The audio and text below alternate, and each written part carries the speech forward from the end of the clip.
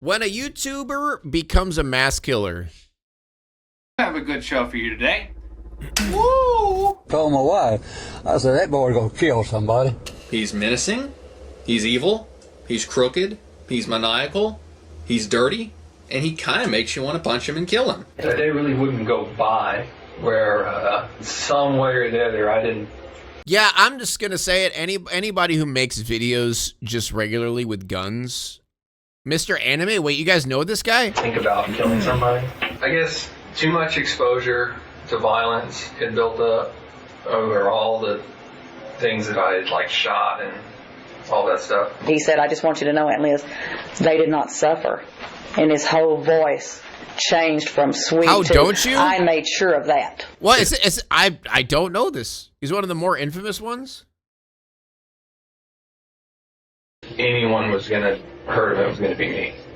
So Maybe I don't know. Maybe I've heard of this. Before the age of influencers, Mr. Anime carved out a niche with anime reviews and short films on YouTube's early platform. Beneath his persona, however, was a growing obsession. As his videos took on a darker edge, the increasing violence foreshadowed the horrific act to come. No warning was clearer or more disturbing than the title of one of his final videos, Mr. Anime is planning something. Oh, God. In 2006, 17-year-old Trey Eric Sessler created his YouTube channel, Lens Cap Productions. We do have a good show for you today. We're partying back there, partying up here. Woo! Though his audience never realized it, a growing madness was slowly consuming Trey, and they had a front row seat to his slow and disturbing descent. All right, first of all, we've changed up our table a little bit. We now have this. It's the POS gun. We destroy pieces of with it, and we're definitely gonna be destroying this after we're done with it. Yu-Gi-Oh was so bad in my mind that I just want to kill somebody. What Over the years, fuck? his videos began to show signs of a deteriorating mental state, with some reviews lacking his usual enthusiasm. Bit aggressive. Shinji, tragic hero, experiences fear and loneliness, and I would like to challenge anyone out there that has never had thoughts of fear or loneliness in their life. Viewers soon began to notice changes in An both his appearance Evangelion and enjoyer. demeanor, as well as an unsettling shift in content. He would like doing, that everyone? anime? Yeah. Mr. Anime. Or you can call me Trey. You can call me the guy that does the video game reviews. You can call me the guy that does all the gun stuff now. Basically, what I'm going to do is, and this is pretty childish and ridiculous, is blow up the couch to the best of my 9mm abilities. So let's see what we can do. I mean, to be fair, if this happened today, I feel like more people would have the red flags raised earlier. But I mean, yeah. Whoa. I wouldn't want to be sitting on that couch right now. Soon to be revealed are the haunting details of Trey's own confessions, most of which has never been heard before until now. It began on March 20th, 2012, when, according to news articles, a welfare check led Waller, Texas authorities to the Sessler family home, the same house that had served as the backdrop for many of Trey's videos. What had once been a stage for fictional violence had become the site of real, unspeakable carnage. In the garage, an older woman was found motionless in her blood-soaked pajamas, half buried beneath a pile of junk and debris. The very same room where Trey once filmed several anime reviews. And though this isn't actually a horror anime, I think it is. I think it's horrid and horrible. Horrible. Curled on the floor of the hallway bathroom, a young man lay in a pool of dried blood, the same room that once served as the set for Trey's short film, Keaton. That looks good. Very good. You can come on in. In a bedroom, an older man was found still in his bed, with his legs hanging over the side and his head pressed into the pillow. Each of the three victims sustained multiple gunshot wounds. The only reason we're here is because the freaking police seized my property with the martial arts training center because we killed 3 people. Nearly every room in the house reflected a violent outburst, with wrecked furniture, shattered picture frames, and holes in the drywall. Scrawled across the walls was a chilling confession, leaving no doubt the man behind the mass murders was Trey Eric Sessler. After the horrifying discovery, police tracked Trey to his friend Casey's house. Police surrounded it, arresting both Trey and Casey, who had no idea that a murderer had just spent the night at his house. I'm freaking I don't get what. I mean, my buddy Levi called me. He was like, Casey, I'm watching Fox 26 News, and you're on there. It's something about your buddy Trey killing somebody. Oh, God. Or doing something, or trying to do something. I'm like, what? And I didn't know what to do. I'm like, what? I put it on 26. That's why guns need I better like going to control. I'm like, dude, what's going on? I mean, yeah, he has a lot of guns for, I don't know how old he is, but yeah, he has a lot of guns. He's like bolting out the door, and I don't even know which way he went. He's out the back door, and I ran around. I'm like, what's going on? He's 17? Oh, my God. I wasn't trying to resist or run. I was just trying to get to my front yard. Then I saw all these helicopters, and they get tackled. Both Trey and Casey were taken into custody. During questioning, Casey told investigators he had no knowledge of the murders and was not intentionally harboring Trey at his home. Although investigators were initially skeptical, it was Trey who would later reveal the entire truth. Did he go to his house after he murdered him? Truth. 1 month after his arrest, Trey sat down with detectives and delivered a full taped confession, revealing not only how and why he committed such a brutal crime, but also unveiling a disturbing plan he had nearly carried out. His grandma got them for him? You wanted to talk. What, dude? What? That's not like a gift to give to a teenager, bro. Like, oh, Lord. That is not a gift to give to teenagers. Here, son, I bought you multiple firearms. Why not? You like shooting things. No. What? Talk to us, is that correct? Yeah, go ahead, ask me anything. Is there a particular reason you wanted to talk to us one more time? I was, I don't know if this is correct, but I was reading in some news articles that you guys are having a problem establishing a timeline. I have a clear picture. You do? Yes. Before recounting the day he took 3 lives, Trey pointed to years of escalating red flags, dark obsessions, and a fixation on violence that ultimately went unnoticed. There's just a pattern of, there's tons of opportunities where someone could have intervened, but no one did.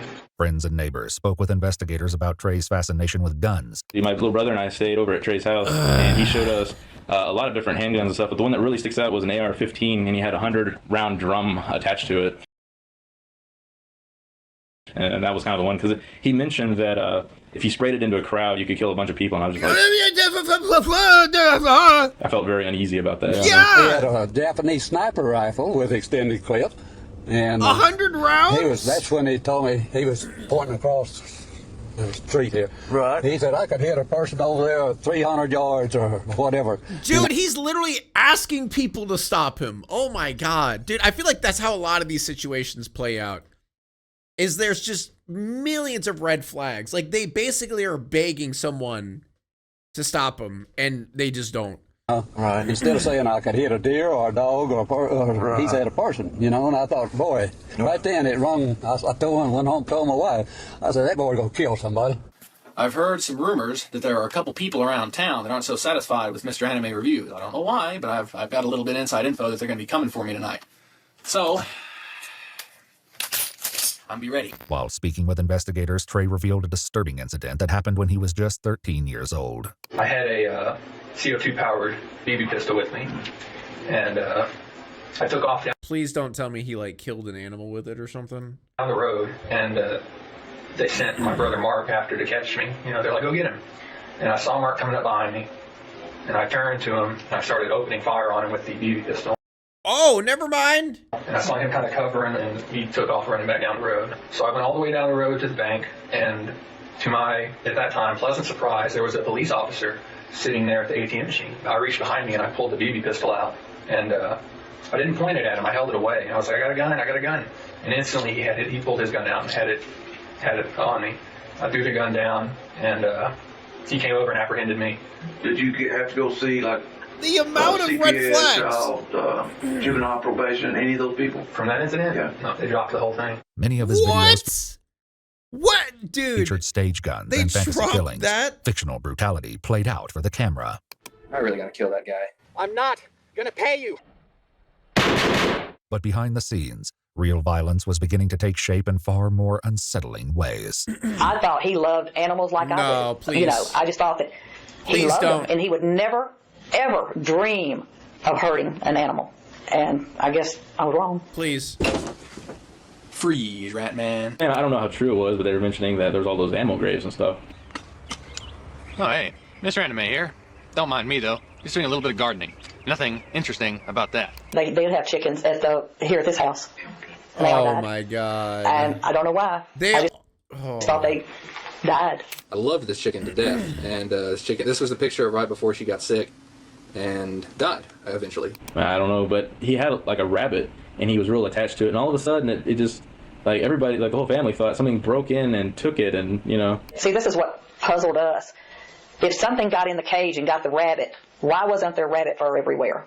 If he took it so hard when his little animals would die, I don't know why he kept going through it and getting more and more and more. But he would always come up with another one, always.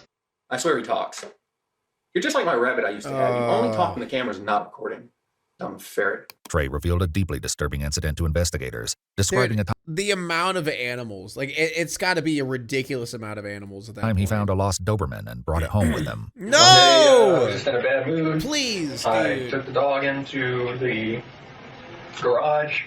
I put a sheet over my driver's seat so it wouldn't scratch up my fabric with its claws. And it was just sitting there like a person. I even put the seatbelt on it. And I took it out to Snow Road, and I had a little semi-automatic 22 that I sold a long time ago. And I just proceeded to shoot the dog. He later attempted to ransom it back to its owner, but she'd already learned it had been killed through a farmer who found the dog's remains. He then maliciously taunted her by telling her he was the one who took its life. Bro, how did this dude not get arrested or anything whatsoever? I don't understand, man. I don't get it. The amount of things that he got away with. I was totally sober when I shot my cat. I just got home from a long shift of work, and I don't know why, but I opened the door and I had a little kitten there. And I started attacking it for some reason. I don't know why. I can't even say to this day why I did that. I grabbed the break barrel 20 gauge that I gave to my brother, and I stuck a buckshot shell in it, and I pulled the hammer back.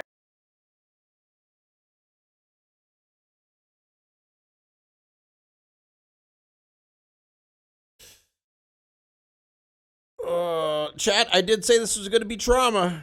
I did say this was going to be trauma. And I shot the cat basically like in half. I called my parents and I told them about what happened. And you told them you actually shot the cat? Yeah. I told.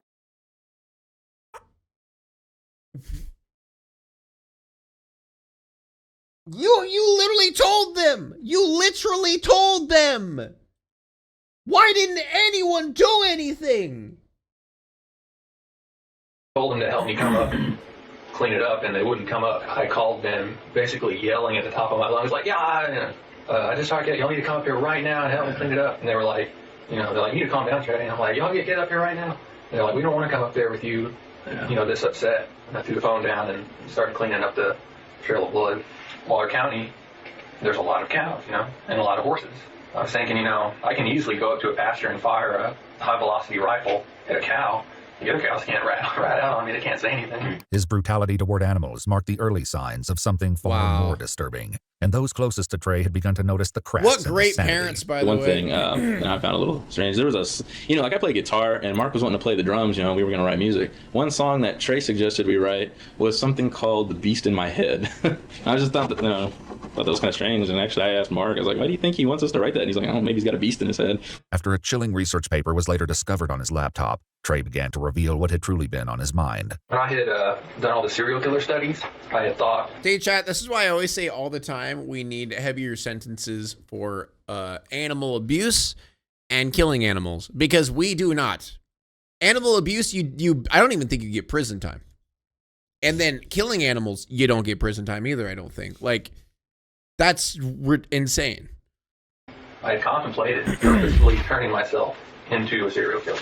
But I looked at the requirements to be one of those, and you have to kill 3 people, and it has to be there has to be a cooling down period in between the murders.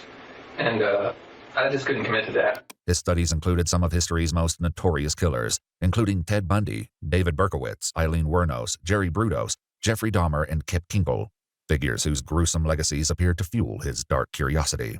The reason that I had studied all these people was because I wanted to see what their strengths were, what their weaknesses were, the number of people that were killed and injured according to what weapons they had, which weapons would be the most effective.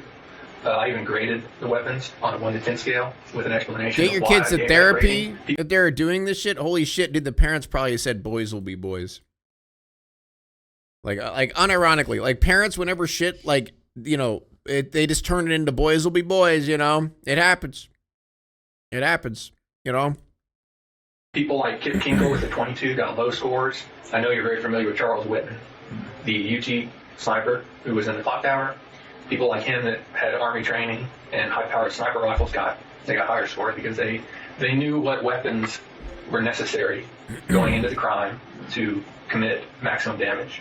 In April of 2009, Trey took a break from short films and anime reviews to rant on the topic of school shootings. I'm ranting on something a little bit anime unrelated. I'm ranting on all the shootings that have been happening.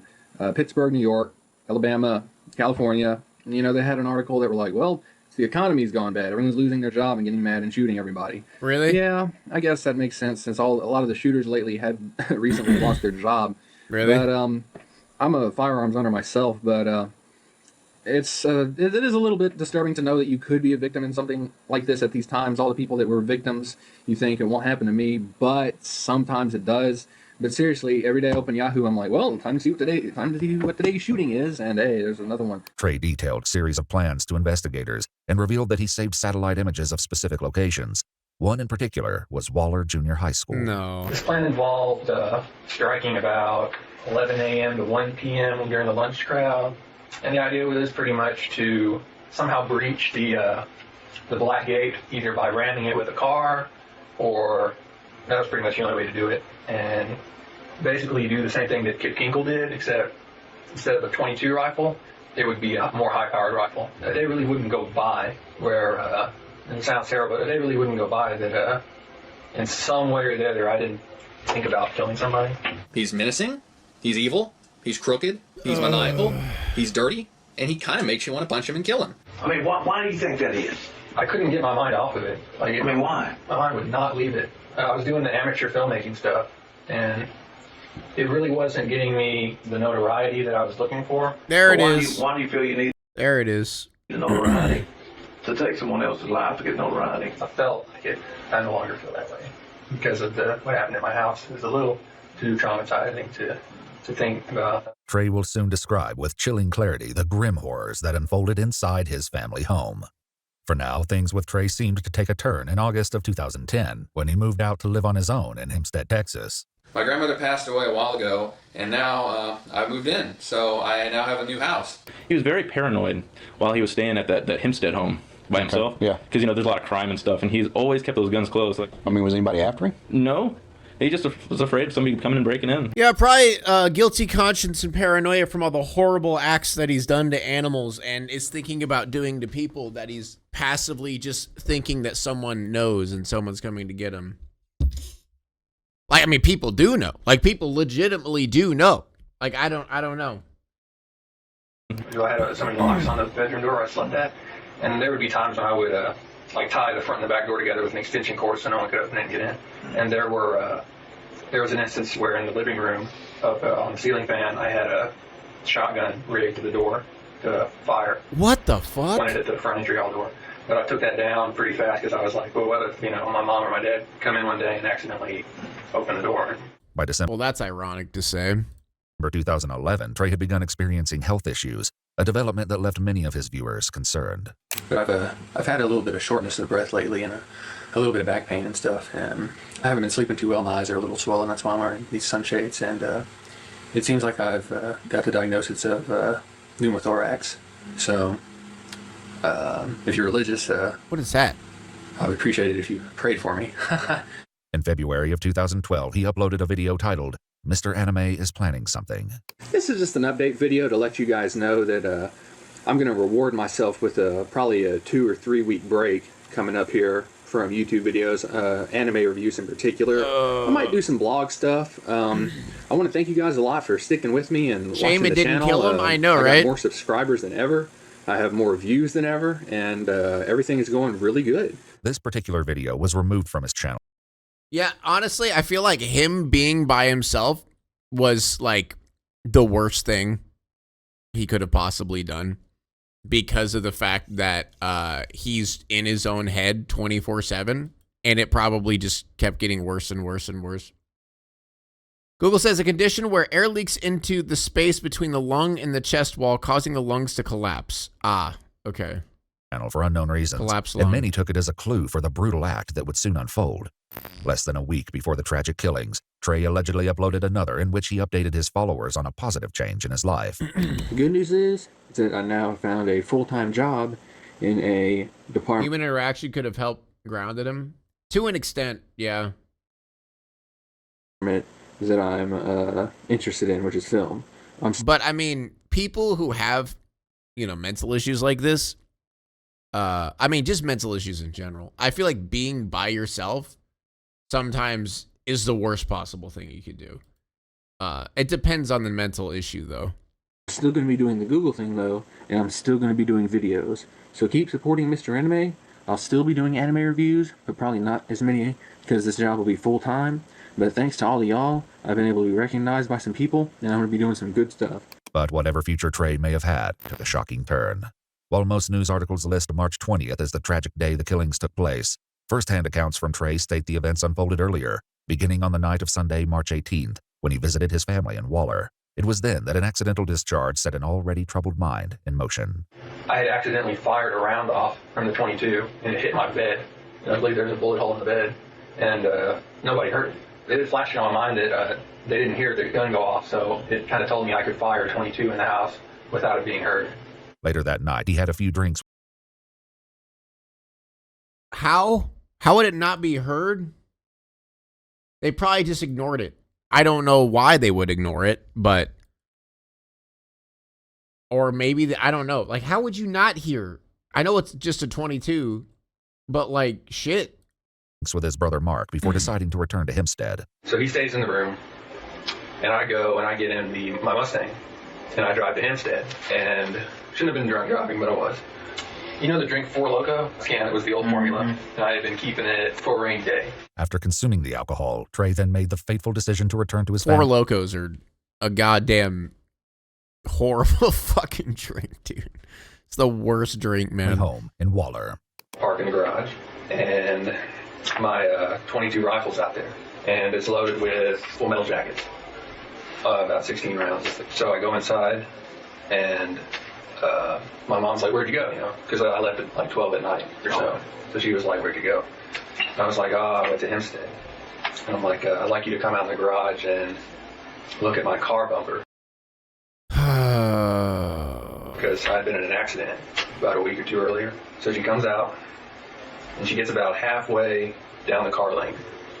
And God forbid, I pick up the 22, I turn to her, and she starts to say something, but she doesn't get anything. She doesn't get any words off. And I fire about 4 times. Rhonda Sessler, Trey's mother, was 57 years old. Oh, Over the my years, God. she played several supporting roles in Trey's films. Are you the monster hunter? Dude, she even supported his videos and was in his videos. Like, oh, man. She seems like she was a nice mom, but... God, that's rough, dude.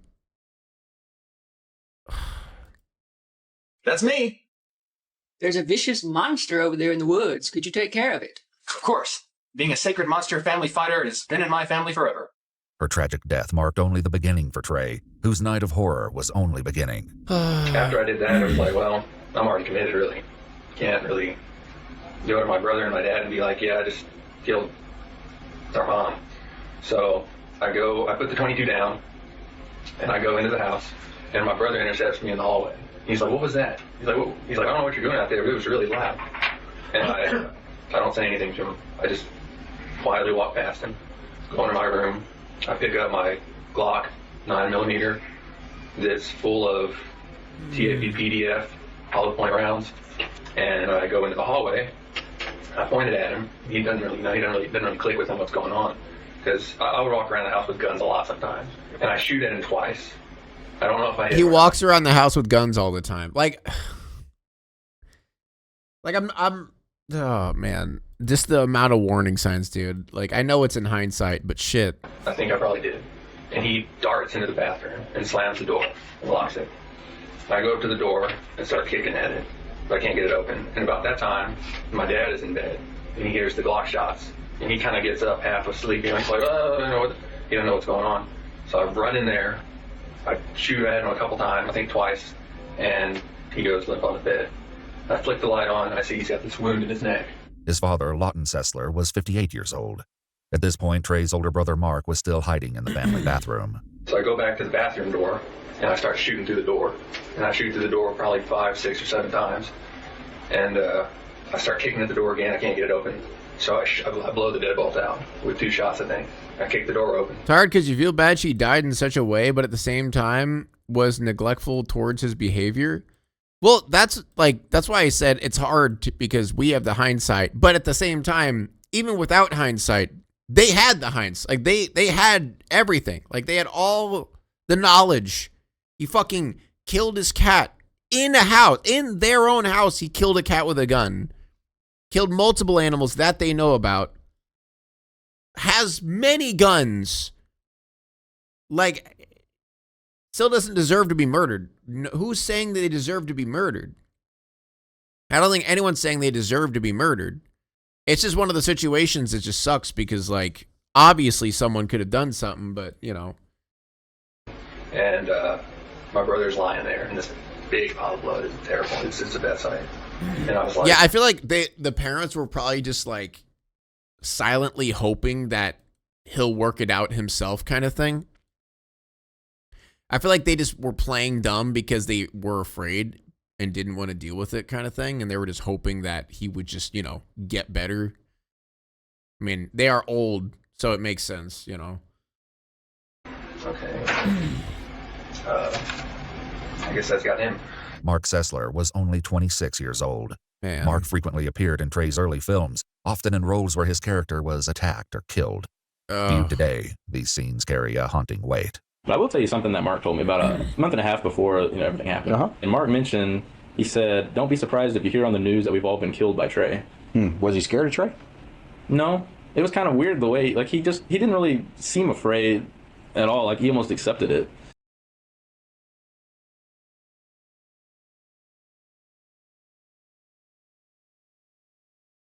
What? What do you mean? What do you mean? What?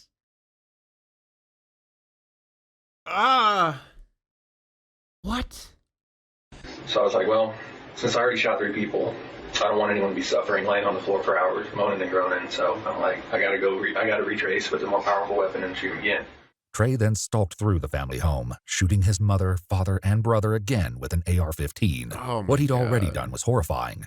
But soon, Trey will confess just how close he came to committing yet another atrocity. Please. For now, Trey recounts what happened next, once the reality of what he'd done began to sink in. And about that time, it was about 1 o'clock, 12:30 to 1. And the next morning? Yes, Monday morning. After all that, I just kind of lose it and I start trashing the house because I'm like in another zone, I guess. I throw a couple bookshelves over, throw my dad's TV over, start shooting at the TV, start shooting at the light fixtures. I poke some holes in the sheetrock with the AR-15, which you probably knew because there was wall residue on the end of the barrel. Same thing with the Glock. I kind of use it to knock some family pictures and stuff off the wall because I didn't really want to look at them at that time. I shot out some windows toward the woods. Because as ridiculous as it sounds, even though I just did that to my family, I didn't want to shoot at people's houses. I don't know, because the thing about my family is I would protect them with my life.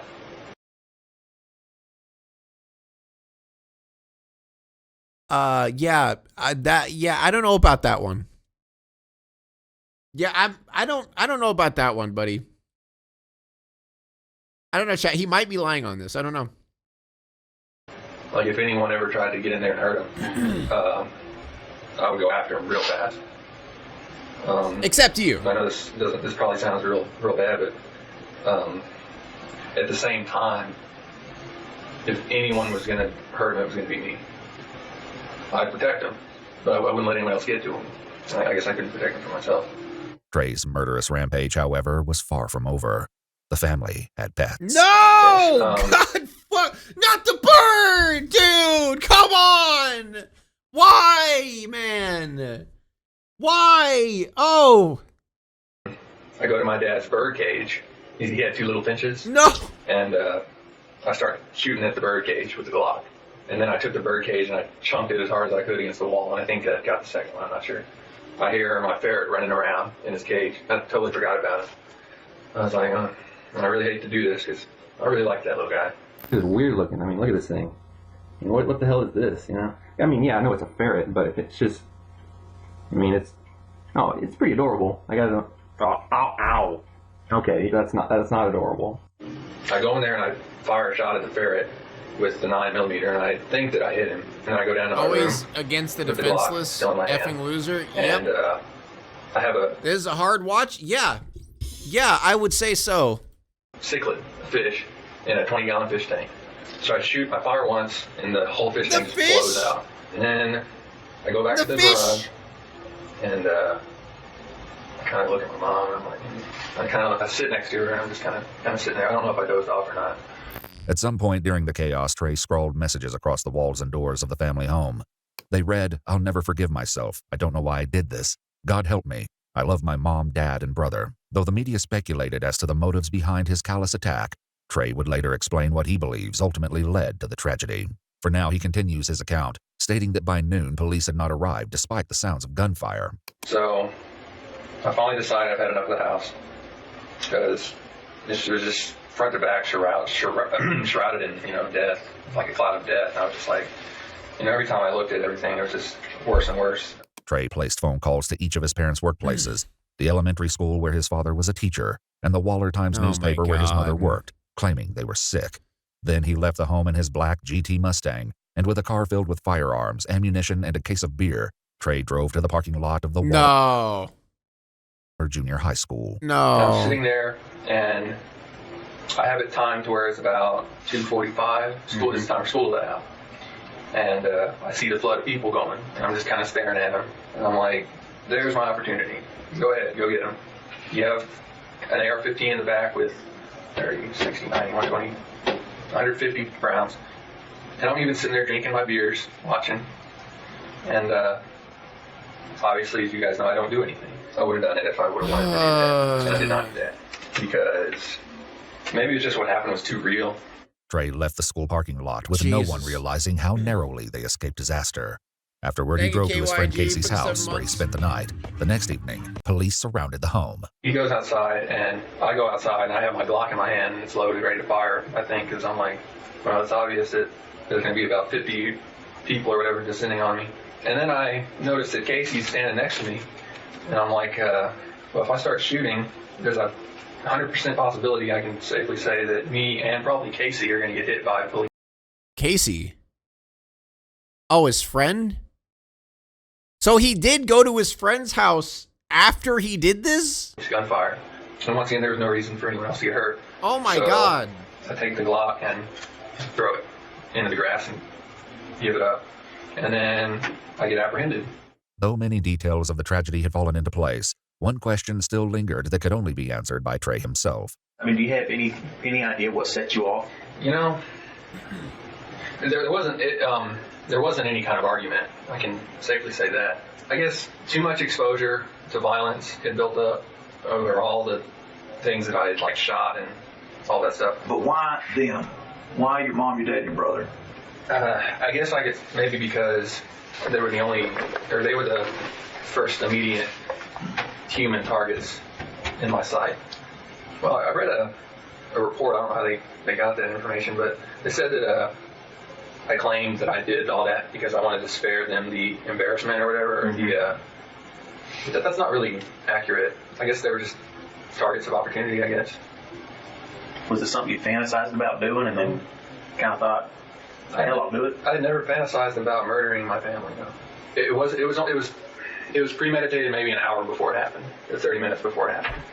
But if I would have woke up that day and y'all would have come to me and asked me, are you going to kill your family tonight, I would definitely have said no. On March 21, 2012, one day after his arrest, Trey called his grandmother, who just lost her son, and his Aunt Liz, who lost a beloved brother. I don't know, Grandma. I just wanted to apologize. Well, for what I did to your son. if you believe on the Lord Jesus Christ and are really sincere. Don't you fucking dare! How dare you! Fuck you! Oh, I hate this so much. Granny, what are you doing? Are you kidding me? He just killed your son. Well, I mean, you know, God will forgive you. You know, I know you murdered your entire family and loads and probably 50 to 100 animals, but God will forgive you. Oh my God. Absolutely disgusting. God will forgive you. I don't know what to say. I know you love your brother. I did. I love my dad. It blew us away what you did. We don't understand it. What is wrong with these people? I don't think she cares. It didn't really sound like she cared, but yeah, like what? Does anybody have emotions? Like, But we still love you. My whole family is dead. I'm so sorry. I know you are. I don't think God will let us forgive me. His Aunt Liz visited Trey in jail on April 8th, Easter Sunday, where she was left haunted by his spine-chilling words. And he says, Aunt Liz, I don't want you to be disappointed in me. And then he voluntarily, out of the blue clear sky, said, Aunt Liz, I just want you to know that they did not suffer. And his whole voice changed from sweet to, I made sure of that. 22-year-old Trey Eric Sessler was ultimately charged with 3 counts of capital murder. On August 2, 2012, after entering a plea of guilty on all counts, he was sentenced to life imprisonment without the possibility of parole. He's currently being held at the CT Terrell unit in Rocheron, Texas. This is Trey Sessler, or as you know me, Mr. Anime, signing out. Goodbye, my friends. Iwu reached out to Trey for an interview. He responded in 2024, stating he has no new information to offer and suggesting there are far more interesting stories than his, adding, the memories associated with what I was involved in are best left alone. Trey's YouTube channel, Linscat Productions, remained active for 8 years following the murders until it was removed. Is he still alive? Yes. In 2020. It was later reinstated, where it remains active at the time of this video. Jesus. That was rough. Now it's time to walk away. I hope you enjoyed your stay. Did you laugh or cry or maybe subscribed? I'll thank you either way. You know I will miss you. I hope you return. Tell your friend or your mother to get me more views, please.